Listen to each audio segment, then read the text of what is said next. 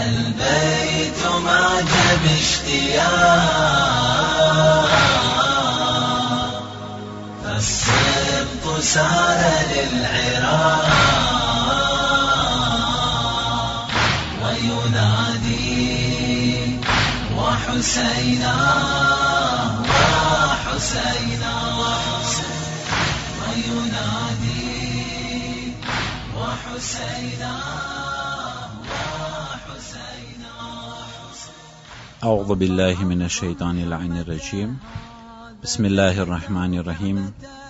السلام عليكم ورحمة الله وبركاته.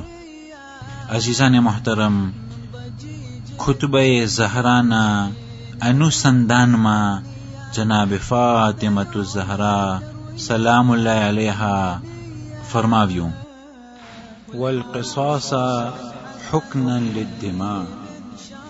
जनाब सैयदा सलामुल्लाह अलैहा આ કલામોને મજમાને મુખાતિબ થઈને કહી રહ્યા છે કે એ લોકો ખુદાવંદી કરીમે કિસાસને વાજિબ કર્યું છે, જેથી કરી અને જાન હિફાજતમાં રહે, ખૂનરેજી ન થાય એટલા માટે ખુદાવંદી કરીમે કિસાસને વાજિબ કર્યું છે.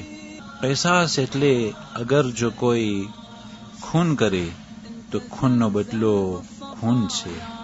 માસૂમોના કલામ એ કુરાન શરીફનું સમજણ છે, અને જે કુરાન શરીફની અંદરમાં આયતો નાઝિલ થઈ છે તે માસૂમોના કલામો તેની તફસીર તરીકે હોય છે. સૂરે બકરામાં આયત નંબર 179 માં આયત 179 માં ખુદાવંદી કરીમ ફરમાવે છે وَإِنَّ لَكُمْ فِي الْقِصَاصِ حَيَاتٌ يَا أُولِي الْأَلْبَابِ. અને તમારા માટે કિસાસમાં જિંદગી સમાયેલી છે. કિસાસ એટલે અગર જો કોઈ ખૂન કરે તો ખૂનનો બદલો ખૂન છે. જે હરેક આસમાની કિતાબોના અંદરમાં આ હુકમો નાઝિલ થઈ ચૂક્યા છે કે દાંતના બદલીમાં દાંત આપવામાં આવે, અને અગર જો કોઈનો હાથ તોડી નાખે તો એનો કિસાસ છે, એનો બદલો આપવામાં આવે. અજીઝાને મહતરમ, જાહેરમાં તો જે લોકો અજાણ છે, જે લોકો પૂરી રીતના સમજતા નથી, તેઓ શરીયત ઇલાહીને ખરાબ સમજે છે અને ખરાબ વાતો કરે છે કે ધર્મના અંદરમાં તો કતલ અને બદલા સિવાય બીજું કંઈ નથી. પણ અગર જો કોઈ આ કલામ ઉપર વિચાર કરે તો ખુદા કહે છે કે આ કિસાસ અને જે બદલો છે એના પછવાડે જિંદગી સમાયેલી છે. આય અકલવાળાઓ, આય સમજદારો, વિચાર કરો. જે કોઈ ખૂન કર્યો હોય, જે કાતિલ હોય, તેનો બદલો કતલ છે.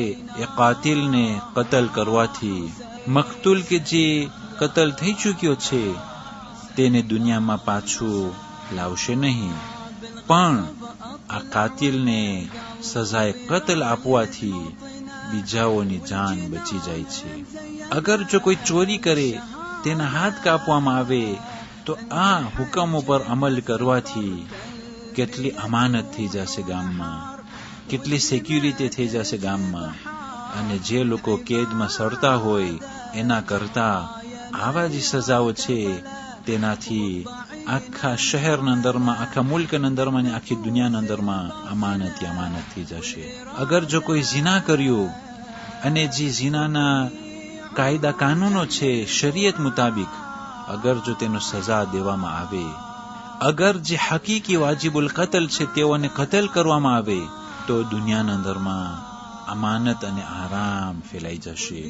અગર જો ખુદાના હુકમ પ્રમાણે અમલ કરવામાં આવતું હોત, અને જે ગુનેગારો છે તેઓને ત્યારથી જ હજારો વર્ષ પહેલા અગર જો તે પહેલાની સજા મળી ચૂક્યું હોત, અને આજ સુધી અગર જો તે ખુદાના હુકમ પ્રમાણે અમલ કરવામાં આવતું હોત, તો તે હજારો વર્ષ પહેલા જેને સજા મળ્યું હોય તેને જોઈ અને બાકીના લોકો વર્ષોના વર્ષ સુધી તે એ ગુનાહ નહીં કરે, તે એ ખરાબી નહીં કરે, અને આખી દુનિયાના અંદરમાં અમાનત અને સિક્યુરિટી વધી જશે.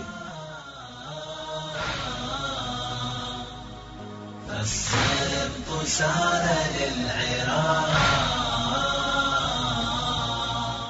وينادي وحسينا وحسينا وينادي وحسينا وحسينا 29 જમાદિયુલ આખર આજની તારીખોમાં સૈયદ મુહમ્મદ ઇબ્ને ઇમામે હાદી અલૈહિસ્સલામની વફાતનો દિવસ છે કે જે 252 હિજરી સનમાં આ 10મા ઇમામના દીકરા મુહમ્મદ ઇન્તેકાલ પામ્યા છે. 29 જમાદિયુલ આખર આજની તારીખોમાં માલિક અશ્તરના ફરઝંદ ઇબ્રાહીમ 71 હિજરી સનમાં શહીદ થયા હતા. السبط سار للعراق وينادي وحسينا وحسينا وينادي وحسينا وحسينا. والسلام عليكم ورحمة الله وبركاته.